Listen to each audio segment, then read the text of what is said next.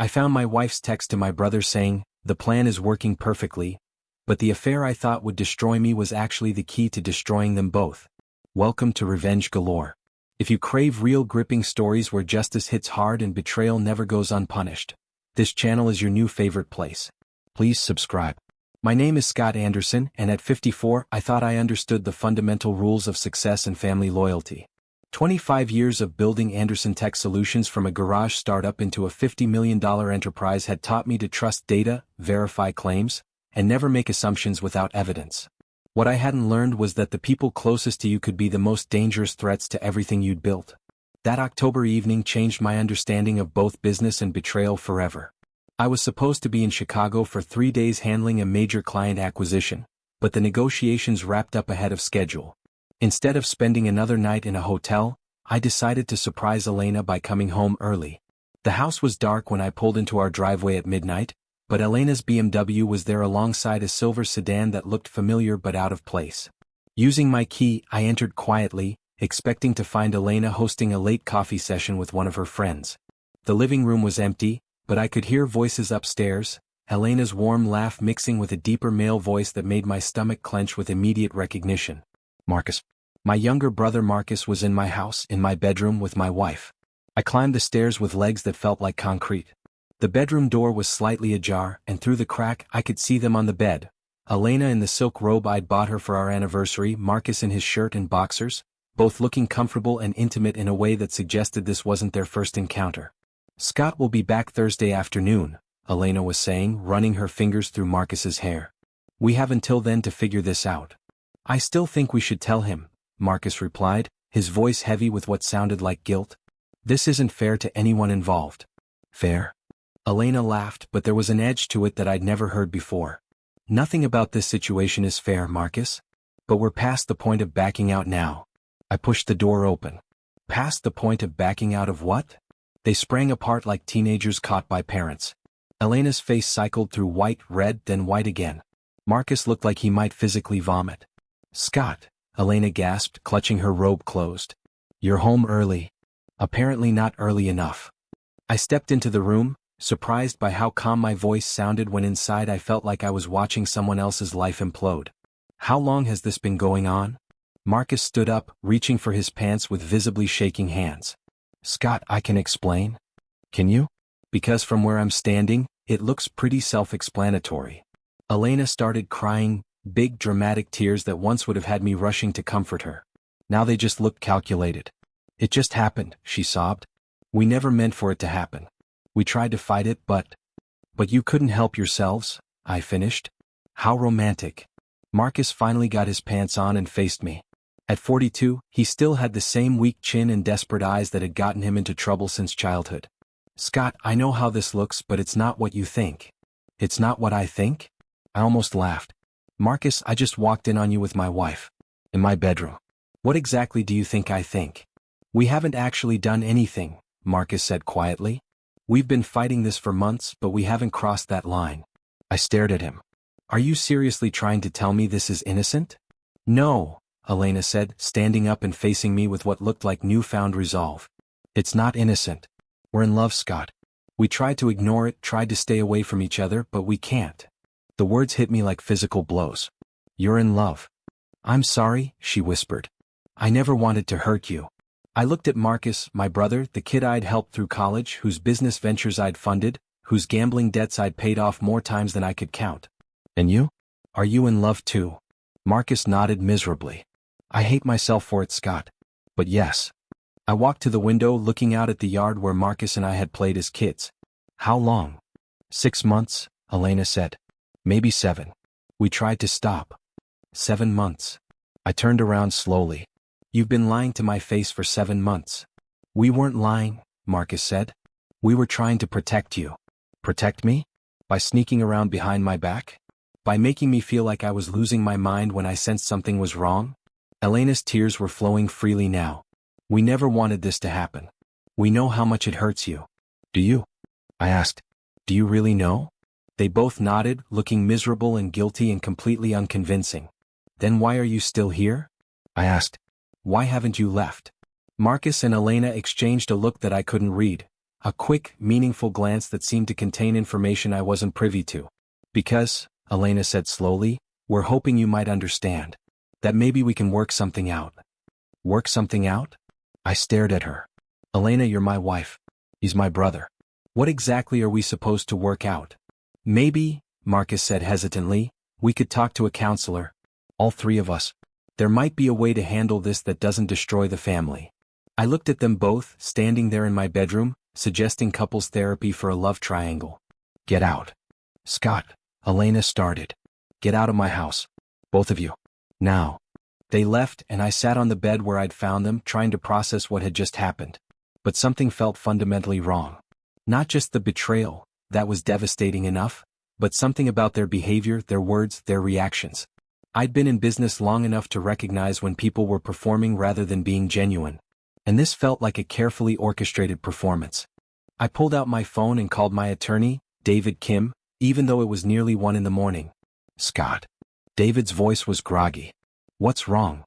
I need you to do something for me first thing tomorrow morning, I said. I need you to put protective measures on all my business accounts. And I need you to recommend a private investigator. Scott, what's going on? I'm not sure yet, I said. But I think someone's trying to steal from me. The next morning, I did what any devastated husband would do. I called in sick to work and sat in my study staring at family photos. At least, that's what I wanted anyone watching to think I was doing.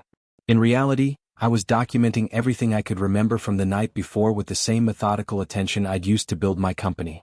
Elena came home around noon, carrying coffee that smelled like it came from the Starbucks near Marcus's apartment. Scott, she said softly, can we talk? I looked up with what I hoped were appropriately shattered eyes. I don't know what there is to say. She sat down across from me, positioning herself close enough to seem caring, far enough to avoid real intimacy. I know you're hurt, she began. I know this is devastating. Is it? I asked. Is it really the worst possible thing? She blinked. What do you mean? I mean, in all the worst-case scenarios I've ever imagined, my wife falling in love with my brother was never on the list. Elena's face softened with what looked like sympathy.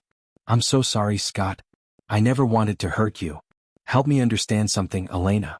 If you've been fighting these feelings for 7 months, why now? Why did you finally give in? She looked uncomfortable. I don't know. It just became too much to bear. And what changed? What made it suddenly okay to act on these feelings? Elena was quiet for a long moment. Marcus said we owed it to ourselves to see if this was real. Marcus said that? When? When what? When did Marcus say you owed it to yourselves to see if this was real? Elena looked flustered. I don't remember exactly. Recently. Recently like yesterday? Last week? Last month? Scott, why does it matter? Because if you've been fighting this for 7 months, something must have changed. I'm trying to understand what that catalyst was. Elena was quiet behind me. When I turned around, she was staring at her hands. Elena? He said that you were going to find out anyway. That it was better if we told you ourselves. He said I was going to find out anyway? How would I find out? I don't know. He just said you're not stupid and that we weren't being as careful as we thought. I studied her face carefully. But you were being careful? Of course we were being careful. We didn't want to hurt you.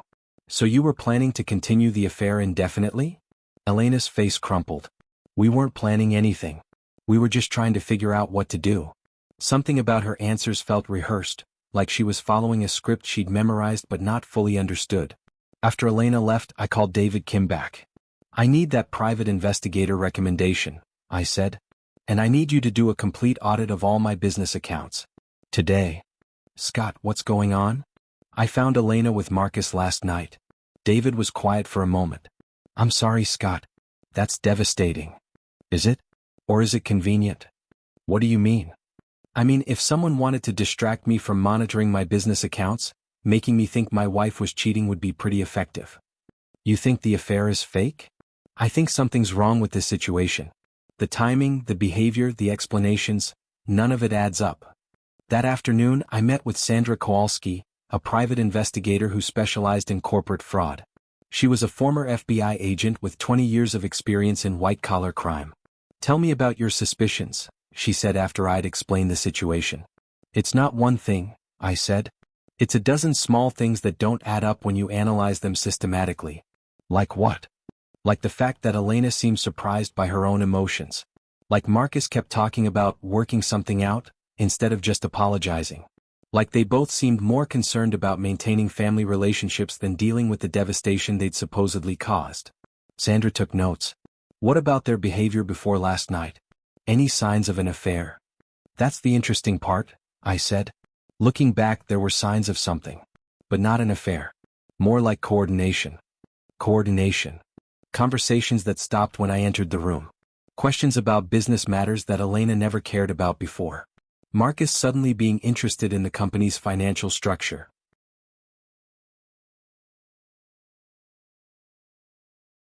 What kind of questions about business matters? About our insurance policies. About who had access to what accounts. About whether I had a succession plan. Sandra looked up from her notes. Your succession plan? Elena asked me about it 2 weeks ago. Said she was worried about what would happen to her if something happened to me. And Marcus? Marcus has been asking about possibly investing in the company. He wanted to know about our partnership agreements, our shareholder structure. Does Marcus have money to invest? Marcus has never had money to invest. He's been struggling financially for years. Sandra nodded. What do you want me to do? I want you to find out if they're really having an affair or if they're planning something else. And I want you to do it without them knowing they're being investigated. Sandra called me 3 days later with information that changed everything. Your wife and brother are definitely meeting regularly, she said. But Scott, I don't think they're having an affair. I was in my office, door closed, speaking quietly. What do you mean? I mean, I've been watching them for 72 hours straight. They meet, they talk, they look around nervously, but there's no physical intimacy. No kissing, no hand-holding, no romantic behavior at all. Maybe they're being careful. Maybe. But their body language is all wrong for lovers. They sit across from each other, not next to each other. They don't touch. They look at each other like co-conspirators. I set down my coffee cup. What kind of co-conspirators? The kind who are planning something and nervous about getting caught. Scott, I need to ask you something. Has anyone been trying to access your business accounts? David's running an audit now. Why? Because yesterday I followed Marcus to a cybercafe downtown. He spent 2 hours on a computer, and when he left, he threw away some papers. I retrieved them from the trash. What kind of papers? Printed emails, account numbers, and a handwritten note that said, E says the passwords are variations of anniversary dates.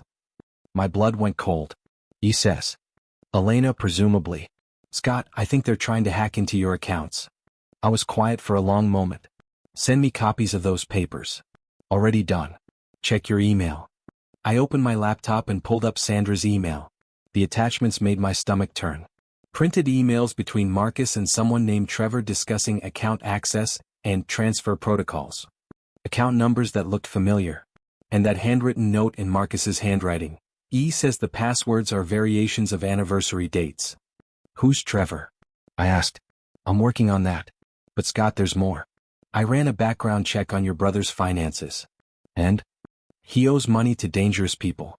$250,000 in gambling debts. Another $100,000 in business loans. His credit cards are maxed out, his mortgage is behind. When did this get so bad?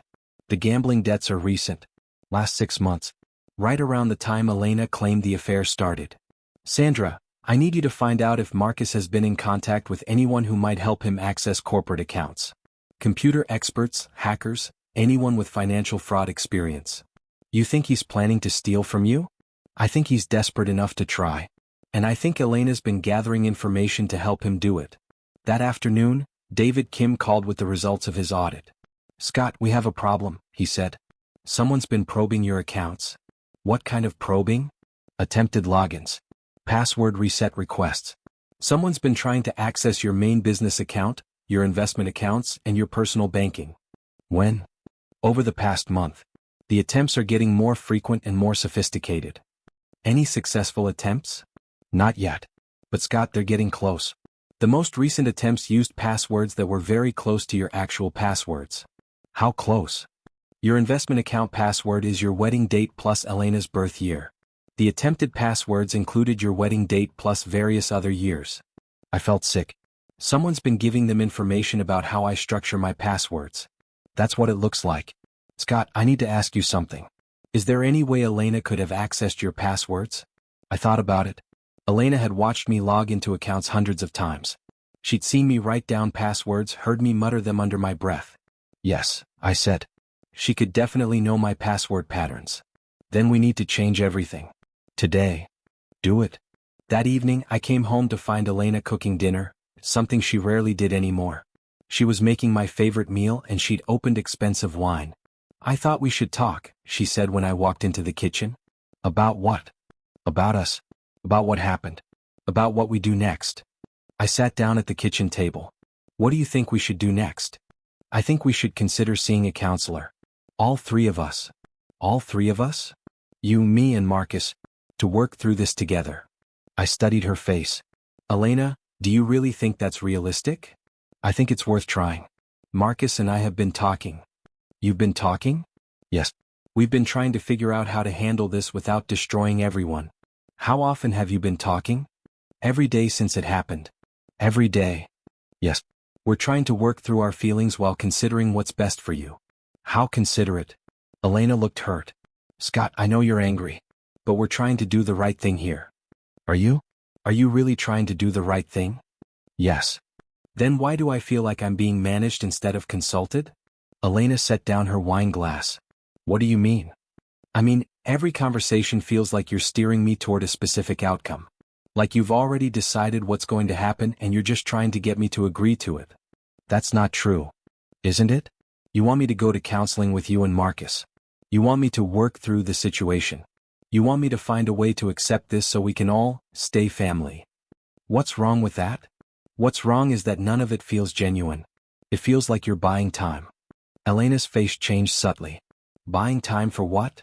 That's what I'd like to know. We stared at each other across the kitchen table. Elena looked like she wanted to say something but couldn't figure out what. Elena, I said quietly, are you and Marcus really having an affair? What kind of question is that? It's a simple question. Are you and Marcus sleeping together? Scott. Are you in love with him? I told you we were. That's not what I asked. I asked if you're in love with him. Elena was quiet for a long moment. Yes, she said finally. I am. Then why haven't you slept with him? What? In 7 months of being in love, why haven't you slept with him? Elena's face went white. How do you know we haven't? Because I had you followed. The words hung in the air between us. Elena looked like she'd been slapped. You had me followed? I had you both followed. And you know what I learned? You're not having an affair. You're planning something. Something that involves my business accounts and my personal passwords. Elena stood up quickly, knocking over her wine glass. Scott, I don't know what you're talking about. Don't you? Then why is Marcus trying to hack into my accounts using password variations that only you would know? That's crazy. Is it? Then explain to me why he owes $250,000 to dangerous people, and why you've been asking me questions about business finances for months. Elena was backing toward the door. I think you're having some kind of breakdown. I think you and Marcus are trying to steal from me, and you're using a fake affair to distract me while you do it. That's insane. Is it? Then prove me wrong. Let me see your phone. What? Your phone. Let me see your text messages with Marcus. Elena clutched her phone against her chest. I'm not showing you my private messages. Because they're about the affair? Yes. Or because they're about stealing my money? Elena turned and ran from the kitchen. I heard her footsteps on the stairs, heard our bedroom door slam. I sat in the kitchen surrounded by spilled wine and smiled. Because now I knew for certain, this wasn't about love. This was about money. The next morning, I did something I'd never done. I set up surveillance on my own house and lied about a business trip. I have to go to Dallas, I told Elena. Emergency client meeting. I'll be gone for 3 days. That afternoon, Sandra had cameras and audio equipment installed throughout the house. I went to a downtown hotel and monitored everything from there. They're already moving, Sandra told me within minutes. Marcus arrived 10 minutes after you left. What are they doing? Talking intensely in the kitchen. Something about sticking to the timeline and accessing the accounts tonight. Tonight. That's what I heard. Scott, I think they're planning to make their move while you're supposedly out of town. Perfect. Let them. Let me catch them in the act. Scott, if they successfully access your accounts. They won't. David changed all the passwords yesterday. But they don't know that. So let them try and document their criminal intent. That afternoon, Sandra called with updates every hour. They're in your office, she reported at 2 p.m. Elena's showing Marcus something on your computer. Can you see what?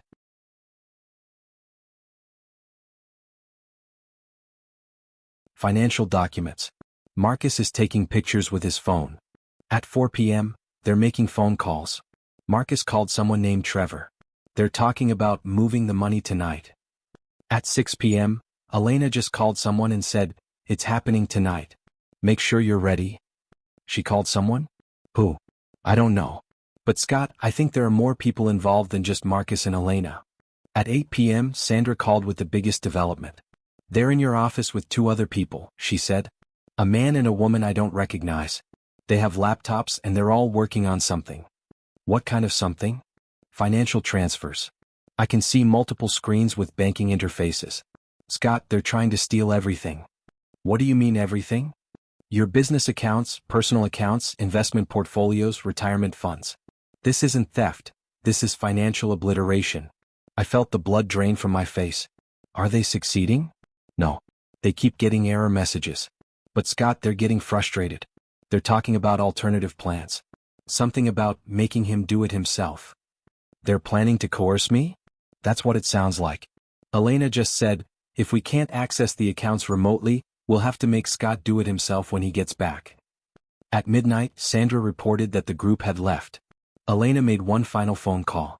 She said, "Phase 1 failed, but we're moving to Phase 2 tomorrow. Be ready." I drove home in the dark, my mind racing. When I arrived, Elena was in bed, apparently asleep. I went to my office and reviewed everything Sandra had captured. Hours of footage showing Marcus, Elena, and 2 strangers working systematically to access my accounts. Clear audio of them discussing theft, coercion, and Phase 2. I copied everything to an encrypted drive and hid it in my safe. The next morning, Elena was unusually attentive. "How was Dallas?" she asked, bringing me coffee in bed. "Productive. Very productive. I've been thinking while you were gone," she said. "About us. About our conversation." "What about it?"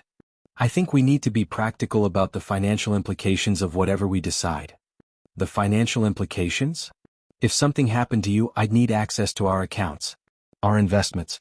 I'd need to be able to take care of myself." I studied her face. "What kind of protection are you thinking about?" "I'd need access to the accounts. The passwords. The investment portfolios." I nodded thoughtfully. "That makes sense. In fact, why don't we take care of that today?" Elena's face lit up. "Really? Really? I'll call David and have him set up joint access to everything." "Oh, Scott, that would be wonderful. Of course, I'll need to verify your identity for some of the accounts. Security measures, you understand."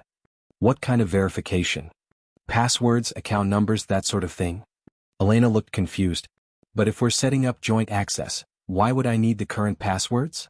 "Just a formality. The bank requires it." "Oh, okay. Why don't you call Marcus and see if he wants to join us? Since we're all going to be family, he might as well understand our financial situation." Elena's face went still. "You want Marcus there when we set up account access?" "Why not? If we're going to have some kind of arrangement, shouldn't everyone understand the financial implications?" I don't think that's necessary. Don't you?" "I thought transparency was important." Elena stood up quickly. "I need to think about this." "What's to think about? Either we're all going to be one big happy family or we're not." Elena backed toward the door. "I need to call Marcus." "Good idea. Tell him I'd like to see him this afternoon." Elena practically ran from the room. I heard her on the phone in the hallway. "We have a problem," she was saying. "He wants to meet with all 3 of us about finances." At exactly 2 p.m., Marcus arrived looking nervous and sweaty. Elena met him at the door, and I could hear them whispering urgently before they came to my study. "Scott," Marcus said, trying to sound casual, "Elena said you wanted to talk about financial arrangements?" "I did. Please sit down. Both of you." They sat across from my desk, positioning themselves close enough to present a united front, but not touching. "I've been thinking about what Elena said," I began. "About finding a way to make this work for everyone." Marcus and Elena exchanged glances. "And I've realized that the biggest obstacle is financial security. Everyone needs to feel protected." "That's very mature of you," Marcus said carefully. "Is it? I think it's just practical." "Elena, you're worried about what happens to you if something happens to me." Marcus, you've got your own financial challenges. Marcus stiffened. What do you mean? I mean, everyone knows you've been struggling with money. There's no shame in it. Family helps family. I'm not looking for handouts, Scott. Of course not. But if we're going to be one big happy family, we need to make sure everyone's needs are met. Elena was staring at me like she couldn't figure out what I was doing. Scott, what exactly are you proposing? I'm proposing transparency. Complete financial transparency between all three of us. What would that look like? Marcus asked. It would look like all of us having access to all financial information. Account numbers, passwords, investment portfolios, business assets. Everything. Marcus and Elena went very still. That seems extreme, Elena said slowly. Does it? If we're going to share our lives, shouldn't we share everything? But Scott, Marcus said, that's a lot of responsibility. Access to your business accounts, your personal finances, that's more than we'd need. Is it? How do you know what you'd need? Marcus looked confused. I just meant. You just meant what, Marcus? I just meant that kind of access seems unnecessary. And what are we talking about? Marcus and Elena looked at each other again, clearly having some kind of silent communication. We're talking about finding a way to handle our feelings without destroying relationships, Elena said finally. Are we? Because I thought we were talking about you being in love with my brother and wanting to find a way to stay married to me while having a relationship with him. I opened my laptop and turned it around so they could see the screen. In fact, why don't we start right now? On the screen was a banking login page. This is my main business account, I said. Elena, you wanted access to our finances. Here's your chance. Elena stared at the screen. Scott, I don't think this is the right time. Why not? You said you were worried about financial protection. This account has about $8 million in it. Marcus's eyes widened. 8 million? Business has been good. Elena, go ahead. Log in. I don't know the password. Don't you? I thought you might have observed my password patterns over the years. Elena's face went white. Scott, I don't pay attention to your passwords. Really? Marcus, maybe you could help her. You've always been good with computers. Marcus stood up quickly. Scott, I think there's been a misunderstanding. Has there? What kind of misunderstanding? About what we're discussing here. We're not talking about money. We're talking about relationships. Are we? Because from where I'm sitting, it seems like money is all we're talking about. I reached into my desk drawer and pulled out a folder. In fact, let me show you something interesting. I opened the folder and spread out the printed emails Sandra had retrieved. These are emails between you and someone named Trevor, Marcus. They're about accessing my accounts and transferring money. Marcus stared at the papers. Where did you get those? From the trash at the cyber cafe where you printed them. Along with this. I held up the handwritten note. E says the passwords are variations of anniversary dates. E for Elena, I assume. Elena looked like she was going to vomit. And this, I continued, is a complete record of someone trying to hack into my accounts over the past month. The attempted passwords matched the anniversary date pattern exactly. Marcus was backing toward the door. Scott, I can explain? Can you? Please do. Explain to me why you're trying to steal from me while pretending to have an affair with my wife. It's not what you think. What I think is that you owe dangerous people $250,000, and you decided to steal from me to pay them off. What I think is that you convinced Elena to help you by gathering information about my passwords. And what I think is that the affair was a cover story to distract me while you robbed me blind. Elena started crying, genuine, terrified sobbing. Scott, please? Please what, Elena? Please don't call the police? We weren't going to take everything, Marcus said desperately. Just enough to get me out of trouble. Just enough? Marcus, you were trying to access $8 million. How much is just enough? $1 million. Maybe two. Maybe $2 million? That's your idea of just enough? Scott, these people will kill me if I don't pay them. And you thought the solution was to steal from your brother? I thought you'd understand. Family helps family. Family helps family? Marcus, I've bailed you out dozens of times. When did helping you become stealing from me? Marcus slumped into his chair. When the debt got too big for you to cover willingly. So you decided to take it without asking? We decided, Elena said through her tears, to create a situation where you'd be too distracted to notice financial irregularities. I stared at her. You decided to fake an affair to distract me while you committed fraud? We decided to stage a relationship crisis that would explain why you were upset and not paying attention to business details. For how long? Long enough to access the accounts and transfer enough money to solve Marcus's problem. And then what? You were just going to go back to normal? Elena nodded miserably. Marcus was going to break it off, because he felt too guilty. I was going to beg your forgiveness. We thought you'd be so grateful that you wouldn't look too closely at the finances. I sat back down, stunned by the calculation. And if I had looked closely? We were going to blame it on corporate espionage, Marcus said. Make it look like external hackers. You had it all figured out. We thought we did. What went wrong? Elena wiped her eyes. You were smarter than we thought. And less trusting. Less trusting? Elena, you're my wife. Marcus, you're my brother. I trusted you completely. We know, Marcus said.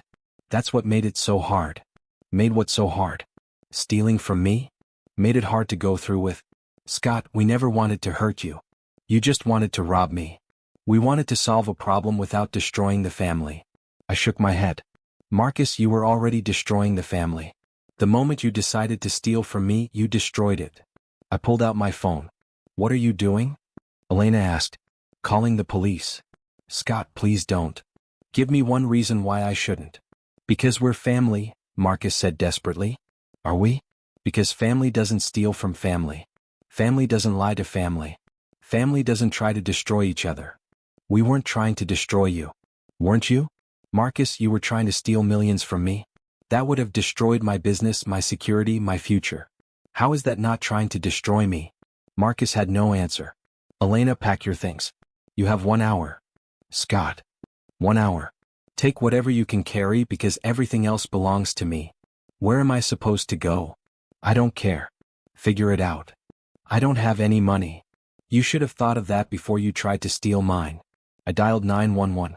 911, what's your emergency? I'd like to report attempted fraud and conspiracy. I have evidence that my wife and brother have been trying to steal from my business accounts. Elena and Marcus stared at me in horror as I gave the dispatcher my address. Officers are on their way, the dispatcher said. I hung up and looked at them. You have about 10 minutes to decide what you're going to tell the police. Scott, Marcus said, these people who loan me money, if I can't pay them back, they'll kill me. Then you'd better hope the police can protect you. Because I'm done protecting you. 23 years, Elena whispered. We've been married for 23 years. And for 23 years I trusted you completely. I gave you everything, my love, my money, my life. And you repaid me by trying to steal everything I've worked for. I was scared. Of what? Of losing everything. Of not being able to maintain our lifestyle. Elena, you were never going to lose everything. You were my wife. Even if we divorced, you'd have been fine financially. But not rich. Not like this. I stared at her. So you decided to steal millions of dollars to make sure you stayed rich? I decided to help Marcus because I thought it would save our family. Our family? Elena, there is no family anymore. You destroyed it the moment you decided to steal from me. Police sirens were getting closer. The police arrived and I spent the next 4 hours giving statements, providing evidence, and watching my wife and brother get arrested for conspiracy to commit financial fraud. As they were led away in handcuffs, Elena looked back at me one last time. I'm sorry, she mouthed. I nodded. So am I. But I wasn't sorry for them. I was sorry for the 23 years I'd wasted loving someone who saw me as a bank account instead of a husband. 3 months later, I sat in a federal courtroom watching Marcus get sentenced to 5 years in prison for conspiracy to commit wire fraud.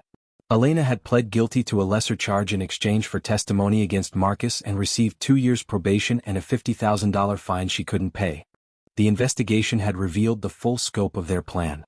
Marcus had borrowed money from a loan shark named Vincent Torino who specialized in lending to desperate gamblers. When Marcus couldn't pay, Torino had suggested stealing from someone who could afford to lose it. That's when Marcus had approached Elena with the plan. Initially, she'd refused. But when Marcus explained that Torino's people had threatened to hurt not just him, but anyone close to him, Elena had agreed to help gather information about my passwords and financial habits. The fake affair had been Marcus's idea. He'd reasoned that if I discovered them together, I'd be too emotionally devastated to pay attention to business details. They'd planned to string me along for weeks with counseling sessions while they systematically drained my accounts. Trevor was a hacker Marcus had met through Torino. For a percentage of the stolen money, Trevor had agreed to handle the technical aspects of the theft. The plan had been to steal in small increments over several weeks, making it look like ordinary business expenses. They'd never counted on me being suspicious enough to hire a private investigator, or smart enough to set up surveillance in my own house.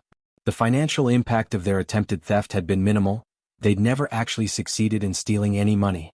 But the personal impact had been devastating. I'd lost my wife, my brother, and my faith in family relationships. Elena discovered what it was like to have no money and no one to take care of her. After the divorce was finalized, she'd moved in with her sister in another state. She tried calling me several times, asking for financial help, asking for forgiveness, asking for another chance. I'd blocked her number. Marcus tried writing to me from prison. Long letters explaining his desperation, apologizing for the betrayal, asking me to visit him. I returned them unopened. The extended family was shocked by the revelations. My sister Rebecca called me crying after the arrest. "I can't believe Marcus would do this to you," she'd said. I couldn't believe it either. Until I had to. What about forgiveness, Scott? What about family? Rebecca, they weren't trying to borrow money from me. They were trying to steal it. While lying to my face and making me think my marriage was falling apart. That's not family behavior. That's criminal behavior. But Marcus is still your brother. No, I'd said. Marcus is a felon who happens to share my DNA. There's a difference. 2 years after the trial, I remarried. Her name is Sarah Mitchell, and she's a corporate attorney who understands the business world and the importance of trust in both personal and professional relationships. We met when she helped me restructure my company's security protocols after the attempted theft. "Do you think I'm too hard on Marcus and Elena?" I asked her one evening. "Do you think you are?" "Sometimes. Rebecca thinks I should forgive Marcus because he's family." "What do you think forgiveness means?" "I think it means letting go of anger and resentment." "And have you done that?" I considered the question. "Mostly. I'm not angry anymore. I'm just done." Done with what? Done with people who think family relationships give them the right to hurt me without consequences. Sarah nodded. "I think that's healthy." "Do you?" "Scott, they didn't just try to steal your money. They tried to steal your sanity. They made you question your own perceptions while they systematically planned to destroy your financial security. That's not a mistake. That's abuse. So you don't think I should reconcile with Marcus? I think you should do whatever makes you feel safe and respected. If reconciling with Marcus would accomplish that, then you should consider it. If it would just open you up to more manipulation, then you should stay away from him." 3 years after the trial, I got a letter from Marcus that I actually opened. It was different from his previous letters. Shorter, more honest, less manipulative. "Scott," it read, "I'm not writing to ask for forgiveness or reconciliation. I'm writing to take full responsibility for what I did to you. I convinced Elena to help me steal from you because I was desperate and scared and selfish. I told myself I was trying to save my life, but the truth is I was trying to save myself at your expense. I was willing to destroy your financial security, your marriage, and your trust in family to solve my own problems. That was wrong. Not just illegal but morally wrong. You'd helped me dozens of times over the years, and I repaid your generosity by trying to steal from you. I don't expect you to forgive me or want a relationship with me. I just wanted you to know that I understand what I did and I'm sorry. I hope you're happy and successful and surrounded by people who value you the way you deserve to be valued. Marcus." I read the letter twice, then showed it to Sarah. "What do you think?" I asked. "I think it sounds genuine. Do you think I should respond? Do you want to?" I thought about it for several days. Finally, I wrote back. "Marcus," I wrote, "I received your letter. Thank you for taking responsibility for your actions. I want you to know that I don't hate you. I'm not carrying around anger or resentment. I've moved on with my life and I'm happy. But I also want you to know that what you did changed me fundamentally. I will never again trust anyone the way I trusted you and Elena. I will never again assume that family relationships protect me from betrayal and exploitation. You taught me that people will hurt the ones closest to them if the incentive is large enough. That's a painful lesson but an important one. I hope you're using your time in prison to become someone who would never again consider stealing from family. I hope you're learning to solve your problems without destroying other people's lives. But I also hope you understand that some betrayals can't be undone. Some relationships can't be repaired. Some trust, once broken, can't be rebuilt. I wish you well, but I don't want a relationship with you. Not now and probably not ever. Scott." I mailed the letter and felt a sense of closure I hadn't expected. 5 years after the trial, Sarah and I had our first child, a daughter we named Grace. As I held her in the hospital, I thought about the kind of family I wanted to create for her. I wanted her to grow up understanding that family relationships are precious and should be protected. But I also wanted her to understand that being family doesn't give anyone the right to hurt you or exploit you. I wanted her to be generous and trusting but not naive. I wanted her to help people she loved, but not enable people who would hurt her. Most of all, I wanted her to understand that loyalty is something that has to be earned and maintained. It's not something you get automatically because you share DNA or marriage vows. What are you thinking about? Sarah asked from the hospital bed. I'm thinking about how to raise a daughter who's strong enough to protect herself from people like Marcus and Elena. And how do you do that? You teach her that love and trust are gifts, not entitlements. And you teach her that anyone who would abuse those gifts doesn't deserve them. Even family? Especially family. Because family members have the most power to hurt you. Today, I run a more successful company than ever, with enhanced security protocols and strict financial controls that prevent the kind of internal theft Marcus and Elena attempted. I've learned that the best revenge isn't destroying your enemies, it's building a life so strong and secure that their betrayal becomes irrelevant. Marcus and Elena taught me what family isn't. Sarah and Grace are teaching me what family is. Real family protects each other, not preys on each other. Real family wants to build you up, not tear you down. Real family sees your success as something to celebrate, not something to exploit. Sometimes people ask me if I ever regret being so hard on them. If I ever wish I'd been more forgiving. The answer is no. Because every time I look at my daughter, every time I see how Sarah loves and supports me without trying to exploit me, every time I work with business partners who respect rather than steal from each other, I'm reminded of what real relationships look like. Marcus and Elena showed me the difference between people who love you and people who love what you can do for them. That's a lesson worth $8 million. That's a lesson worth everything. What do you think about family betrayal in business? Have you ever had to protect your assets from people you trusted? How do you balance family loyalty with personal protection? Like and subscribe to Revenge Galore for more stories where business intelligence and strategic thinking triumph over family conspiracy and financial fraud. Because sometimes the best revenge is simply refusing to be anyone's victim ever again.